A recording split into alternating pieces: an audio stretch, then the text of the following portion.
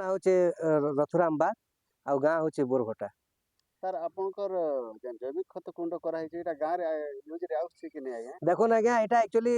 सरकारଙ୍କର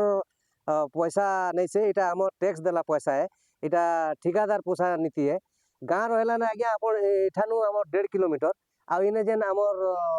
डुमेर पड़ा बोली गोटे पड़ा अछि सेटा एठानु आधा किलोमीटर रहला ना एटा व्यवहार योग्य नहीं से आपण निजे देखुछन एटा गोटे ठिकादार पोसा नीति है आ ई बाबद रे हमें कहि भी थिनु जे एटा गाँ मझी रे हबार कथा गाँ मझी रे हेले लोक तार माने तांगर जेन अलिया आवर्जना एठी माने पके पारथिते आउ गाँ निर्मल आउ सफा सुथरा रहिता एटा खाली गोटे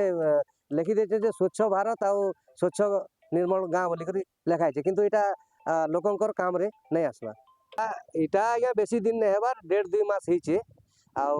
से भितरे देखुछ दाँ फारला ना फाटी गला ना जेनटा कि व्यवहार योग्य भी नहीं से आउ ई जगह रे नहीं हबार कथा जेहेतु एटा गाँ रो पूरा लास्ट रे अच्छे गाँ एठानु 1.5 किलोमीटर दूरे अच्छे।